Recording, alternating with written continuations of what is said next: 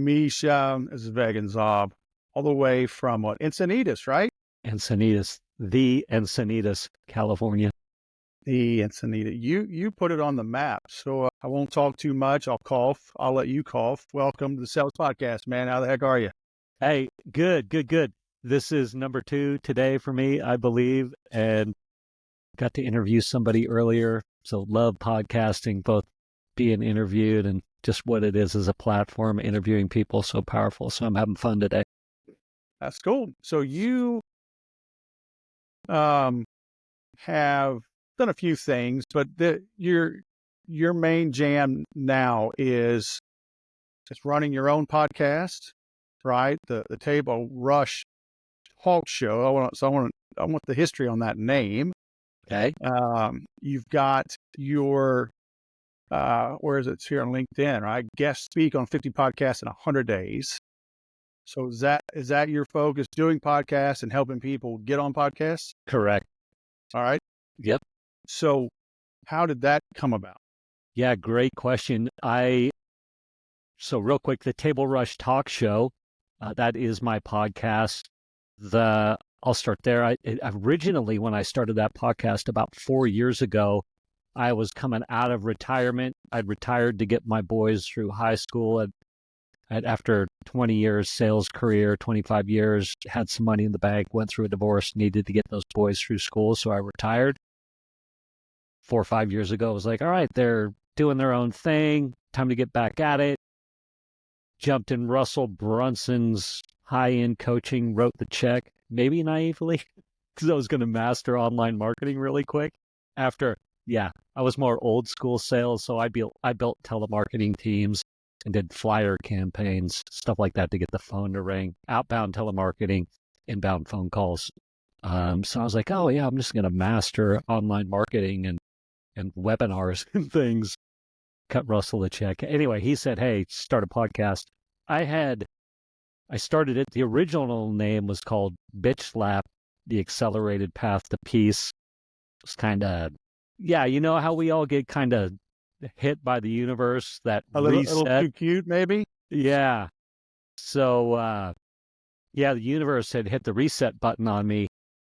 Both my parents had died within rapid succession. This is about 12 years ago, like within 2 weeks of each other. I'd just been through a divorce, another failed relationship, career upheaval. And I was like, I got pretty blindsided. It was a pretty heavy time. And so I was kind of like, it'll be fun to tell people stories about hitting bottom in life and then rebirth, that Phoenix moment.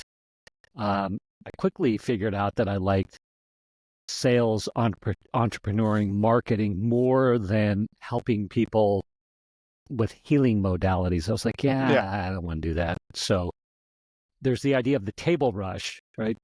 Tony Robbins speaks on stage, gets everybody frothy and gives them the big pitch at the end. Rush to the back of the room. Rush to the back of the room. Oh, yeah. okay. Yeah. So, gotcha. The Table Rush Talk Show. So I talk about entrepreneuring. I obviously had you on there. We talked about, a lot about your family, which was super fun, but also about how you help entrepreneurs, stuff like that. And then, so I was doing that.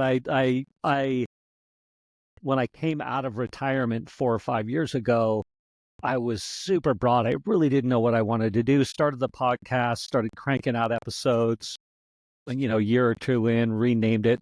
But what I fell into was getting businesses video testimonials.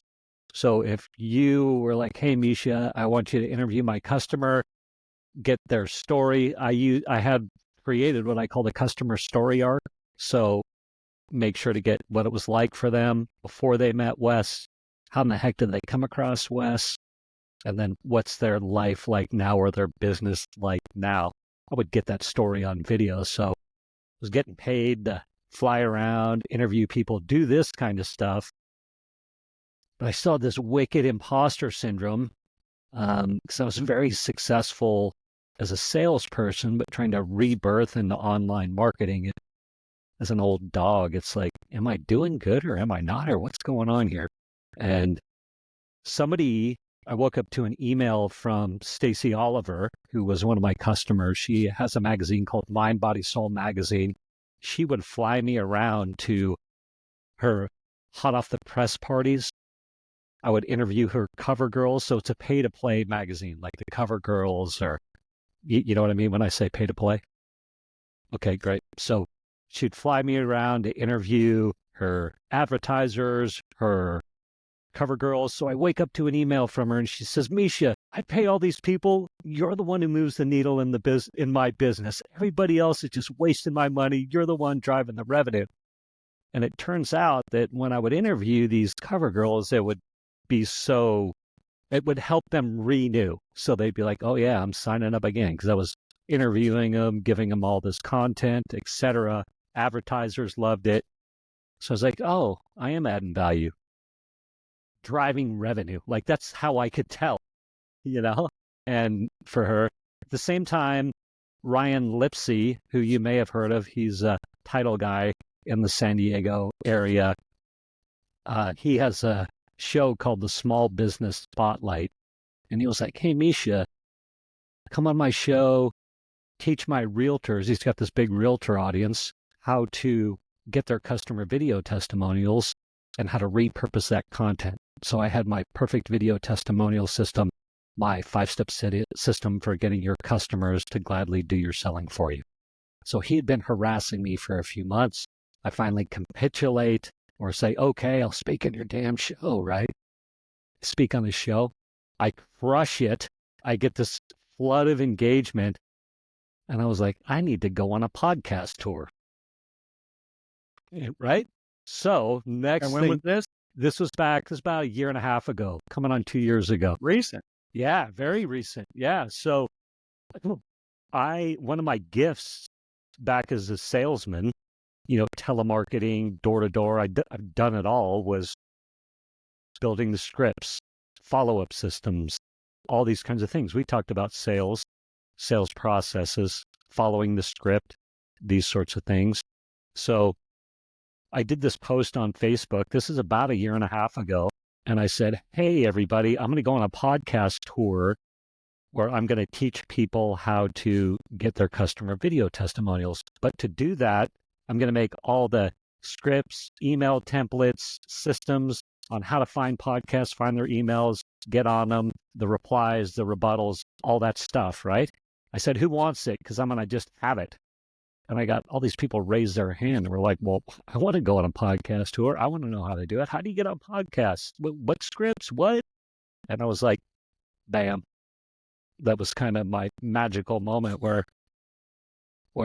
I started my influence army. I did another post and was like, hey, I'm starting the influence army. I'm going to help you go on an influence tour to increase your authority, impact, and income. Who wants in? A whole bunch of people said, I'll pay. It's amazing. And that's how it started. Well, I want to go back to where we started. So you mentioned Russell Brunson and the high-end mastermind. I have like a love-hate relationship with these high-end masterminds. Maybe it's me. I feel like 1 out of 20 of them might be worth it. Yeah. Yeah, that's such a great point. I get great feedback on mine because I'm very action-oriented and everything is stepped out. And so people come in and they're like, oh my gosh, there's no fluff here. I literally just follow the instructions and can execute and get a return, right? I think what happens is you have guys like Russell Brunson, his 2CCX, which is the thing that I joined, $25,000 a year. I was in it for 3 years. It's like a massive program. And I jumped in it naively before I had an idea of really what I wanted to do. So I was paying a lot of money to figure out what I wanted to do. The people that I saw have success in there were the people that had refined their offer, refined their audience, their messaging, so they could plug their thing into his system. And man, it's like rocket fuel. Yeah. Right. And that's probably, I've been in different ones, and some of them are just, they're not even masterminds. They're more just a high level network. Much better way to say it. Yeah. And then others like his, it's like, I don't think they discern. I think Yes. they just want the money. Yes. Whereas if they were more straightforward, maybe they should have had a beginner's, thing, or just said no, but I mean, then they'd have lost out on 75 grand, you Absolutely. know? But I've worked with people. I've had people come in. I don't know if I mentioned on your show. I mentioned it last week on something, but I mean, I've had people come in with all these big certifications from big coaches, and they're not selling. I'm like, you're ABC certified, you're Johnny come lately certified. Like, where's the money? And oh, they don't have that process. It's like, what's the point in getting that thing if you can't use it? I mean, you can't generate a sale to leverage the knowledge that you created. Man. I mean, I'm just too nice. I don't know. I'm just going to make be sales sexy, 30 grand. We'll just get on and I don't know. Well, I'll be suntanning My gosh. and talk about overcoming objection. I'm getting old and crotchety. Get off my lawn. I'm HOA president. Don't talk back to me. Your fines are doubled. Appeal denied. Shut up and sell something. Well, you know what? You just need to make another Instagram reel. Oh But my, I digress. no, it's an epidemic, I think. And I think it's so easy to paint a picture of easiness, right?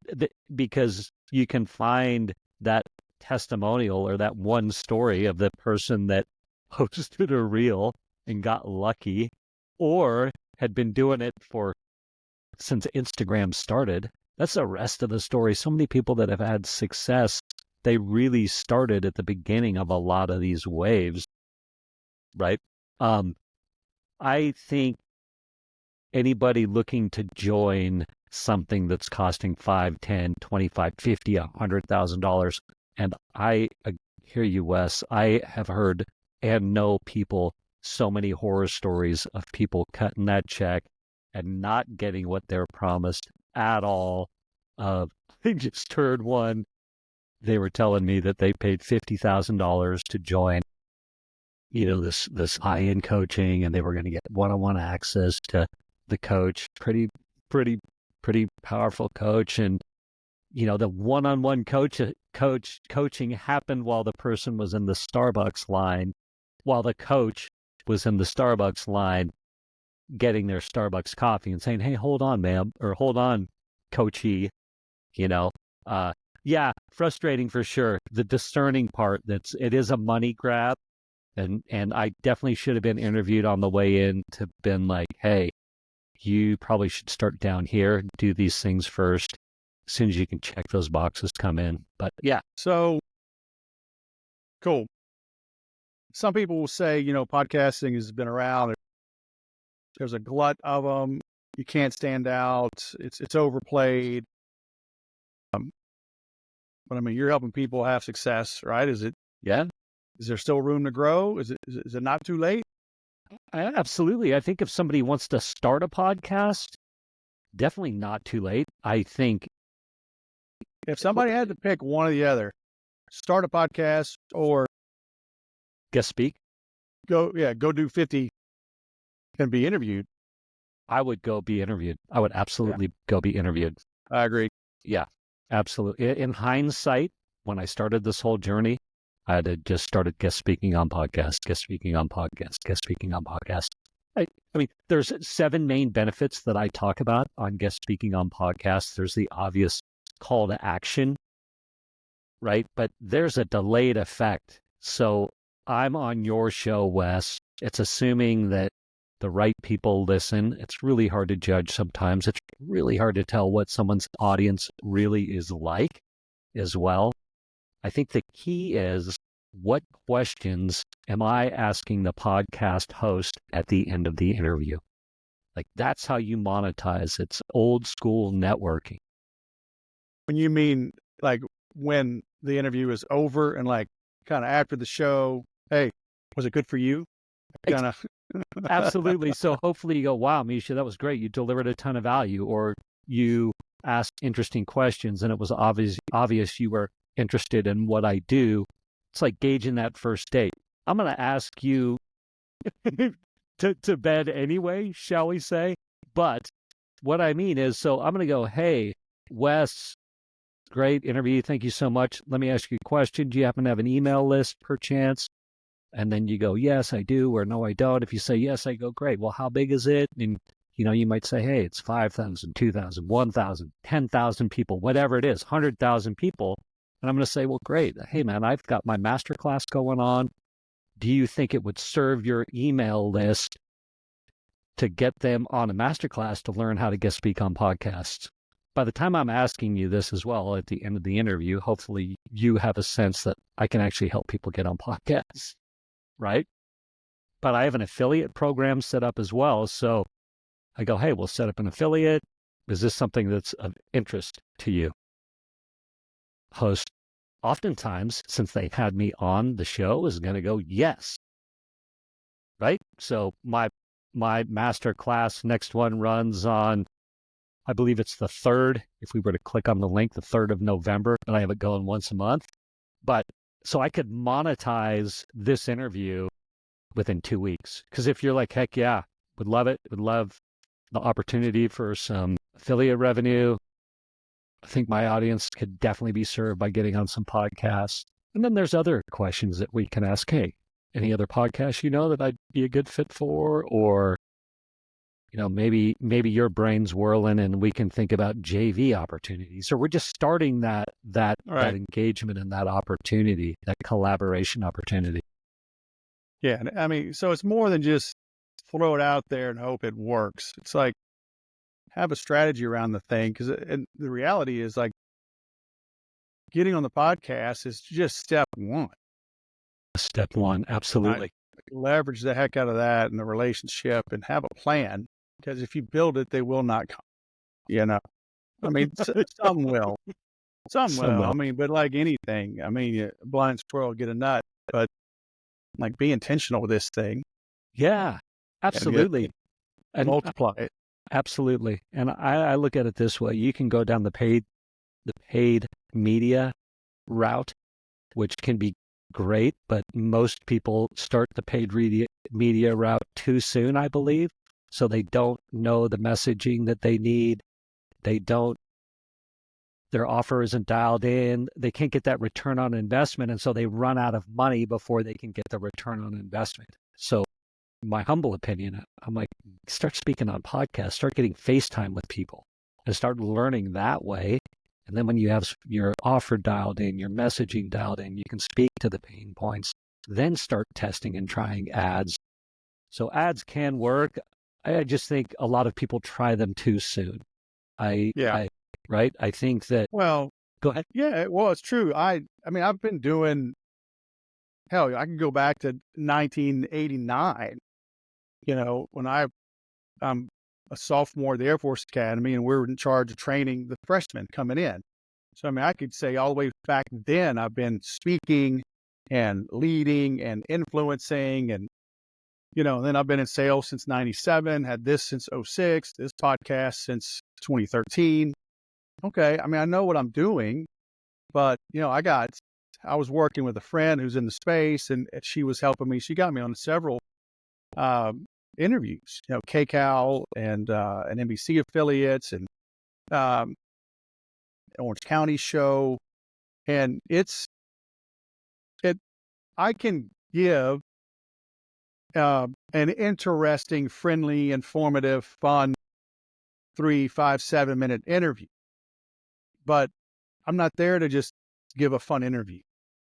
I'm there to freaking leverage it and grow, right? And my friend, the first time, dude, it was a 5-minute segment on KCAL, in LA. So, I mean, we went down to the studio, and big studio, and dude, she grilled me for days, on the talking points and dial it in, and, what do I mention? And I mean, there's a science to this thing. If you think you're just going to show up and just win them over your personality and wing, like, no, you're not. No, you are not. You are not. And it's the whole arc. You've got to have your stories dialed in. I tend to run long on the front end of my stories. You say, hey, Misha, how'd you fall into this? And of course, I try to cut it short, but I don't know what it'd take me 10 minutes to explain it or what have you. On that Yeah, 7-minute show, you had to get you're that done. thing then 45 seconds, right? And have it be compelling and capture someone's attention. You know, And it's weird because like most people like doing this, I mean, they're honest and they just think people are interested and they don't want to leave anything out, and then you see like politicians with the short snippets because the reality is they know people are lazy, they have ADD, they're bouncing around, man. So if you're not tight, they're bouncing out. they're bouncing out. So Yeah. better cut to the chase. Better cut to the chase. Yeah. And I try to pay attention to the host, and I'm looking to see if the eyes are starting to roll back in their head, Uh, but I try to serve too. That's the other thing. I do try to go into each interview with the idea of serving and how can I serve? How can I serve your audience? What can I bring to the table? And then trusting in that regard as well. I'll tell you the other thing. One of the funnest things for me is to guest speak on a podcast. Oftentimes, someone such as yourself or hosts, right? They have a Facebook group or something that they teach to, or they have a membership where they're teaching live, or they bring in guest live teachers to teach a concept or an idea or things like that. And those opportunities come up all the time for me via guest speaking on podcasts. So I was teaching into somebody's challenge last night. And it's so fun to speak into someone's challenge and people are engaged and they're liking what you're talking about. And I'm saying, hey, you can find more at guestingguide.com. You can literally watch the people opting in. I can open up my ClickFunnels and see the opt-ins happening. That to me is so exciting, is that real-time feedback loop. So Yeah. those sorts of opportunities come up as well. Yeah. Nice. So 50 and 100 days. That's a clip. It's a clip, man. It's a great hook. I am still trying to do the 50 and 100, and man, it's a lot of work, even if you have people helping you. That's the dream. It's like, if I shot for that though, if I shot for 50 podcasts in 100 days and I only got on 20, something is going to happen in my life and in my business, especially if I'm asking the key questions at the end.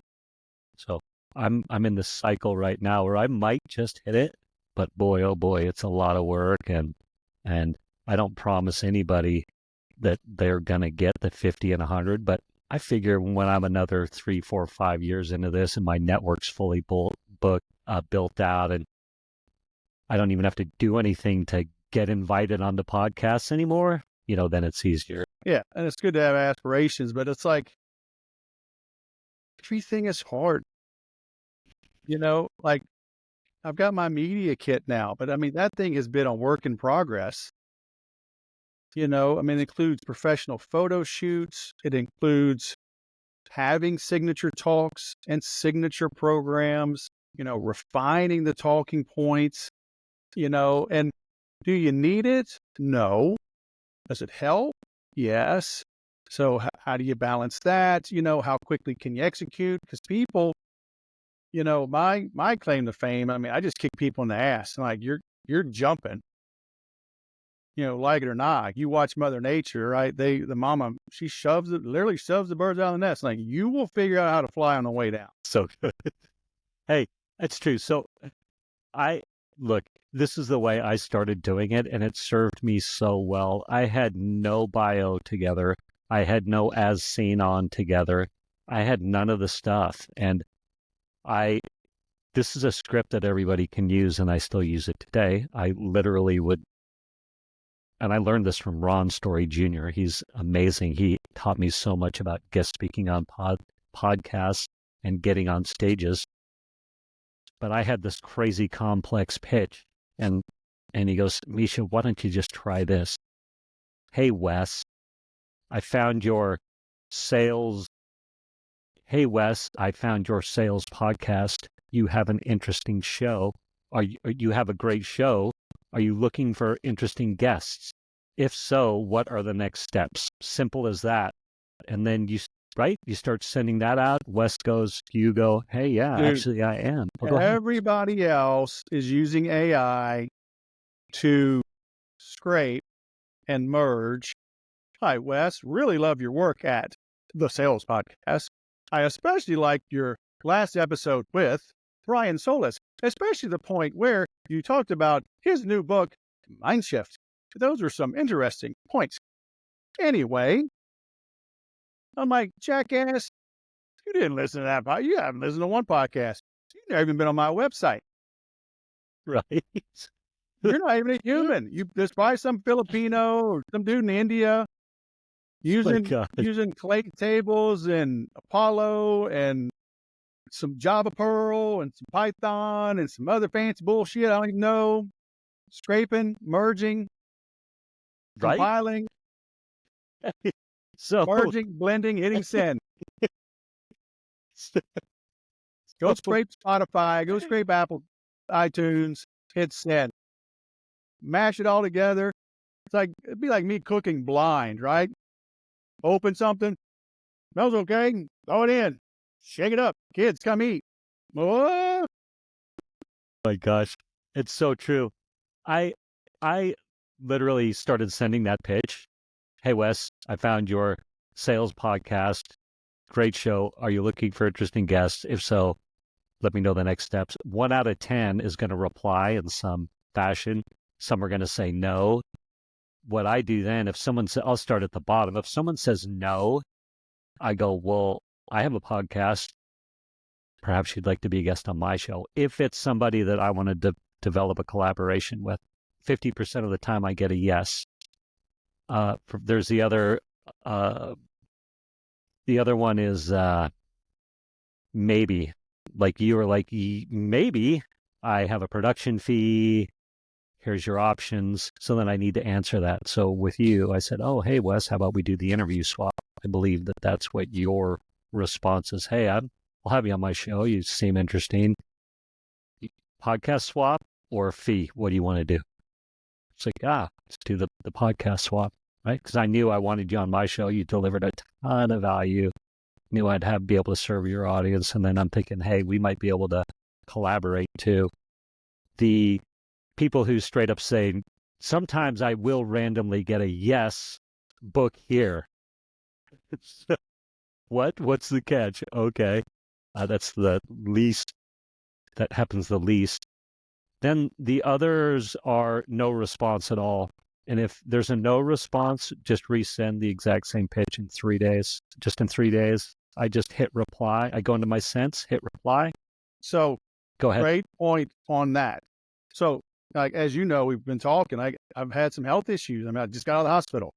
And somebody today, I'm going through all my messages, and somebody she had emailed me like 10 or 12 days ago before I was in the hospital. I just missed it. I'm on so many lists. It's unbelievable. I am unsubscribing. Literally every day I'm unsubscribing and blocking people, mark as spam, and I still miss stuff. So just because somebody doesn't reply doesn't mean they don't like you. We just miss stuff, man. We get busy. Follow up. It happens so much. I will get somebody will say, hey, I'd love to be a guest on your show. And I actually go, hey, that was a great pitch. I would like you on my show. I mean to hit reply. But then my son comes in from college to print on the printer and I forget. And it falls to the wayside. It's like resend, follow up. I have plenty of guest appearances where I was ghosted, no reply, 3 days, 5 days, follow up. They're like, oh yeah, I forgot. Okay. Follow up. I think too, we're all starving for content and guest speaking's great. I always ask at the end, one of the questions is, hey, Wes, can I get a copy of the recording? I'm assuming you give me the Riverside link or what have you. You could say, actually, no, I won't. Realistically, this will end up on a YouTube channel. Just get a YouTube downloader and download it that way as well, so you can always get the content. But it's a great way to repurpose content, get some good fun clips. Why and would things someone like that. say no? Hey, you know what? Some people are very rarely has anyone said no, but a couple things have actually happened. A couple people have said audio only, so they only go audio. So I'm like, well, let me get a copy of the freaking recording because I'll never find it on YouTube. So I've had to arm wrestle to get that. Yeah. And then, I give people whatever. I give them the raw file, the yeah, edited file. Like, what do you promote want? it. Yeah. What Yeah. do you want? You know, I'm sure you will validate this, having your own podcast, obviously, where you're interviewing people. I'm interviewing professionals all the time, and a few things are striking. One, how many CEOs and supposed professionals don't come across professionally. It's incredible. Two, how they think the value is from just being on the show. So there's no follow-up. There's no trying to get a hold of the content. There's no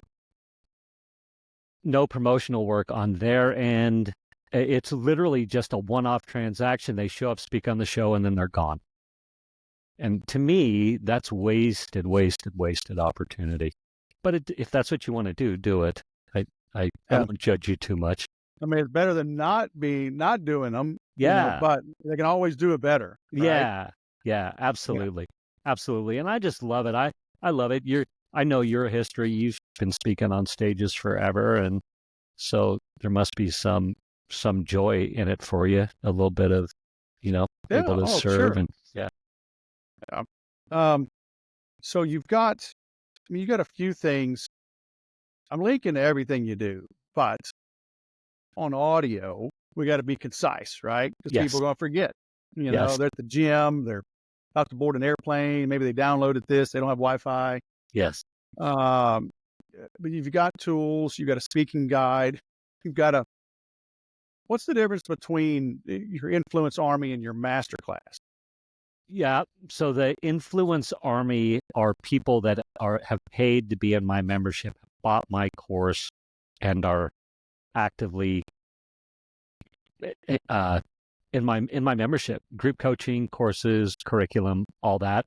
So that's the Influence Army. It's my membership.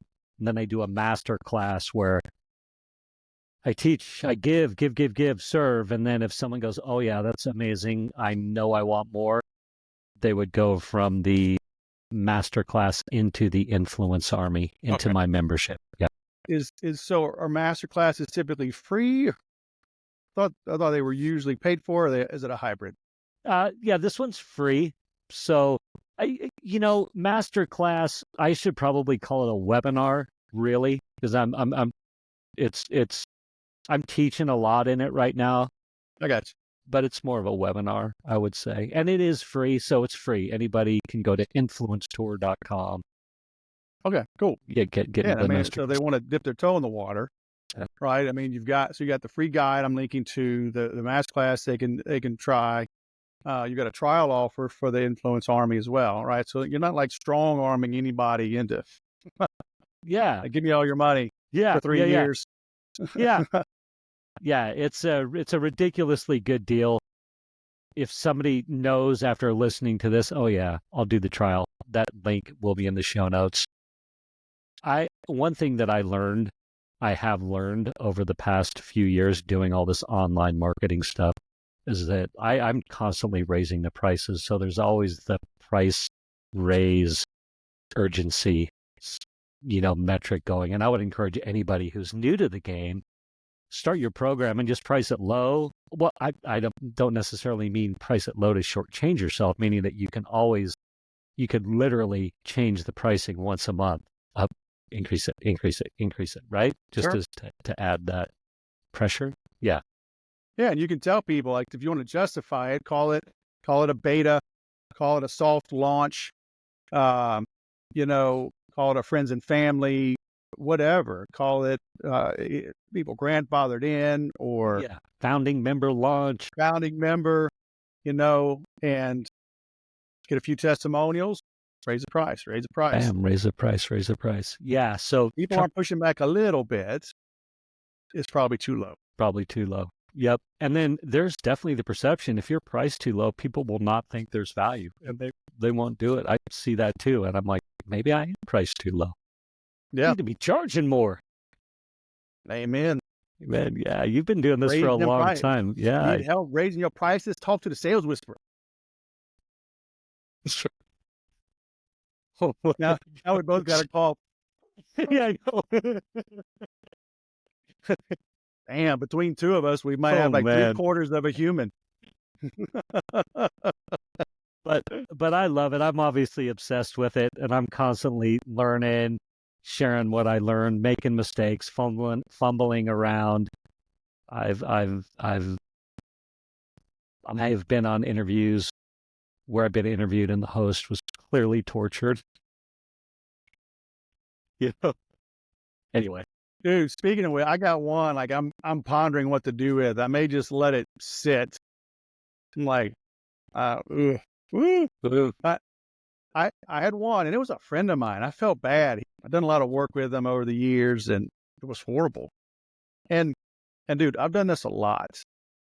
I have salvaged a lot of interviews. This was totally unsalvageable. And I just had to tell him the audio was corrupt.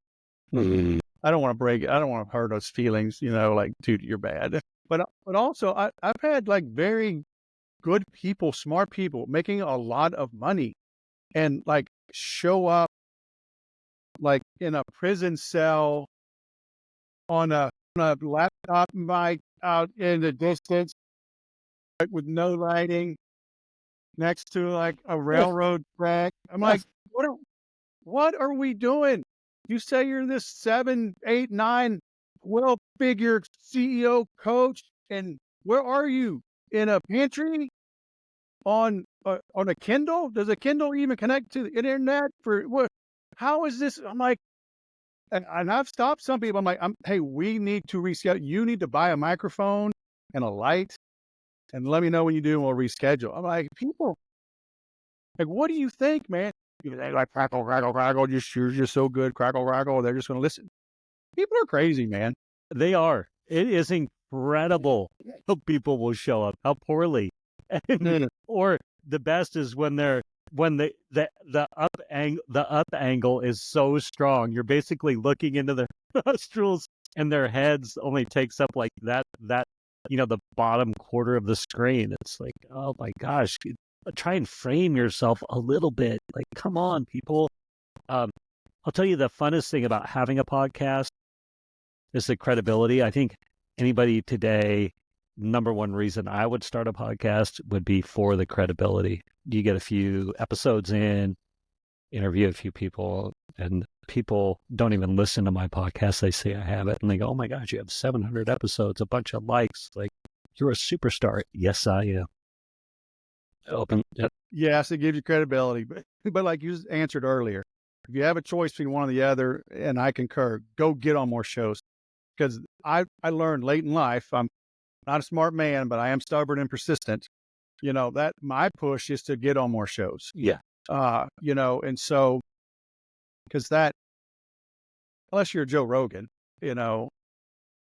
being on shows is, I think it's more fun. It's a whole lot easier. Can be, now, having a podcast does not cost a lot of money once you know how to do it, but people spend a lot of money getting it set up. I think they overpay for people they overproduce them. Like, just cut to the chase, get going, publish it, go. And so just knowing human nature, go do 50 in 100 days and then figure out if you want to start your own show. But absolutely. You do not need your own show. And this comes from somebody with 11 years and 700 plus episodes. You don't need your own show. I would agree 100%. And I hate to even say this, but to start a new one, I would want to have a lot of stuff dialed in. Like, I would design it to sell or to be a true top of funnel machine, and which mine is not. And it's a labor of love. It is great for opening the doors for facilitating yes podcast swaps, but if I was to do it again, that's what I would do. And most people don't do it that way, I don't think. Yeah. True. Very cool. All right, so let's be concise, man. Where do you want the listeners to go? Okay, so go to influencetour.com.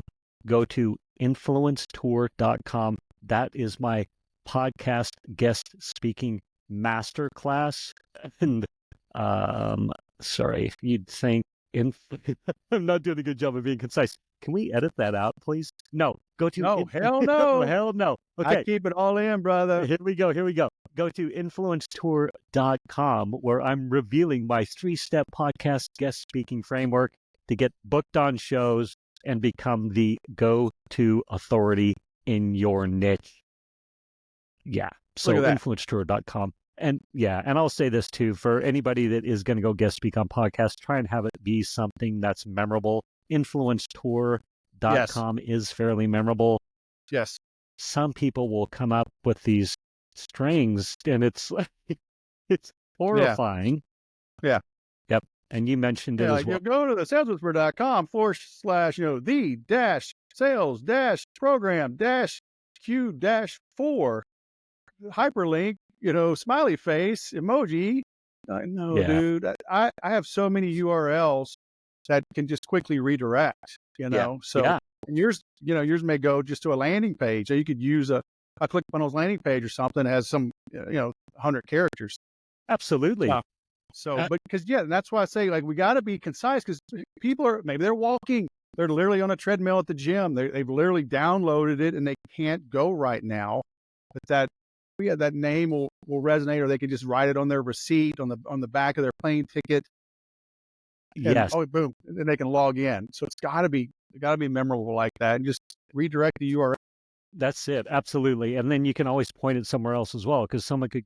Right now, I am running this masterclass once a month. So anybody listening, watching after the fact, if they go to influencetour.com, they're going to be able to register for the upcoming masterclass, whenever that is. But assuming in 5 years I stop running the masterclass, and you're huge, you're Joe Rogan #2.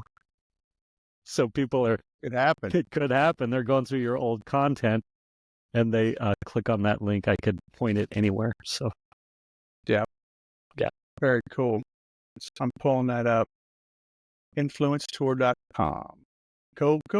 Damn, look at all that fancy, all the pictures, top here and bonuses. Yes. Right? Why attend live? Well, look at that. Prize number 2. Prize number 1. Everybody who attends live and stays to the end will get the exact email templates I use to get booked on podcasts. I'm going to give you those frameworks. I told everybody listening one of them. So all you have to do is go hit rewind and write what I told you to send. Yeah. Very cool. Yeah. Looks good. All right, I'll go register. You sold me. You got one. Yes. One interview at a time, brother. One at a time. All right. Well, I would go longer, but be honest, I'm tired, man. I'm tough, but 4 days in the hospital. It's heavy. I'm going to go prop my feet up. Yes, I like it. Get a pillow and just take a nap. Oh my gosh. I don't know if I'll nap, but. Yeah, take a rest. But hey, I'm vertical, man. I've been vertical all day, so good to be seen. Good to be seen. Absolutely. Holy mackerel. Yeah. Man, as we get older, right? Those things, they get a little more mission critical, it can feel like. And man. All right. Well, Misha, the man from Encinitas. Now I got a sculpt drop work for the most part. So influencetour.com. Thanks for coming on the Sales Podcast, man. It's great seeing you again. Good, Wes. Thank you for having me. Ton of fun.